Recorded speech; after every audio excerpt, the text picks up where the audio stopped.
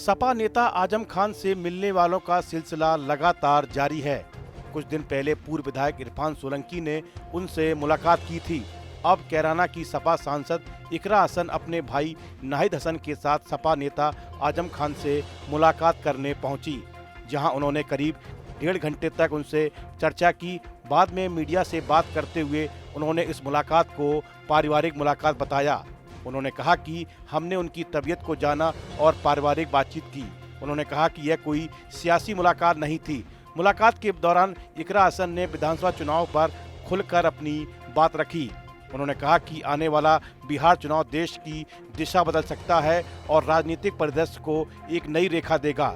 उन्होंने विश्वास जताया कि इंडिया गठबंधन को स्पष्ट बहुमत मिलने जा रहा है, क्योंकि बिहार की जनता गठबंधन के मुद्दों और सोच के साथ खड़ी है। सुनिए उन्होंने क्या कहा। जी, हमारे परिवार के और बड़े सदस्य हैं आजम साहब, उनसे मिलने के लिए यहाँ पर आए थे और कोई सियासी नहीं है, पारिवारिक मुलाकात थी। क्या बातचीत रही उनसे आपकी? जी, उनकी सेहत और उनकी तबीयत पूछने के लिए आए थे।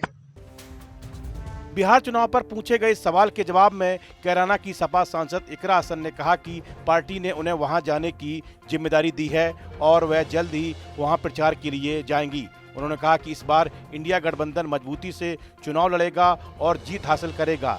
छठ पूजा की वजह से नेता अभी तक नहीं गए थे, लेकिन अब समाजवादी पार्टी के नेता भी वहां पहुंचना शुरू करेंगे।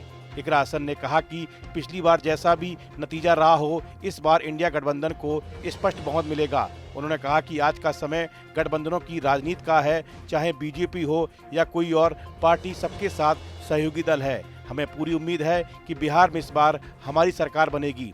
बिहार का चुनाव पूरे देश के लिए बहुत ज़रूरी है और इंडिया गठबंधन के लिए बहुत ज़रूरी है और हमें उम्मीद है कि जनता जागरूक है और सही फैसला लेगी। वहाँ जिताने के लिए जाने के लिए आप जाएंगे वहाँ? जी, पार्टी ने ड्यूटी लगाई है, हम जाएंगे वहाँ पे। वहीं मुद्दों पर चर्चा करते हुए उन्होंने कहा कि मुद्दा यही है, युवा बेरोजगार है, महंगाई ने सबकी कमर तोड़ी हुई है। जो डेवलपमेंट बिहार में होना चाहिए था वो अभी तक नहीं हुआ, इसलिए सरकार बदलने की जरूरत है। उन्होंने कहा कि हमारे बिहारी भाई देश के अलग अलग प्रदेशों में रहते हैं, उन्हें जरूरत है कि उन्हें उन्हीं के राज्य में रोजगार मिल सके।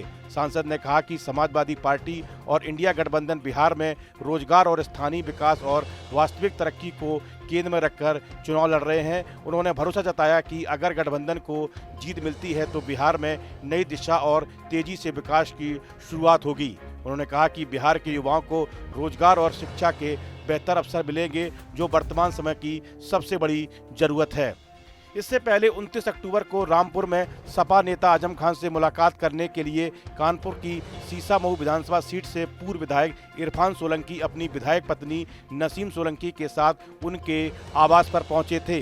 उन्होंने यहां पहुंचकर घंटे भर मुलाकात की। इस दौरान सपा नेता ने उनका हाल जाना, सियासी घटनाक्रम व ताज़ा हालात पर भी चर्चा की। बाद में इरफान सोलंकी ने मीडिया से भी बात की और कहा कि यह मुलाकात उनकी सियासी नहीं बल्कि निजी मुलाकात है। सपा नेता आजम खान उनके पिता के समान है।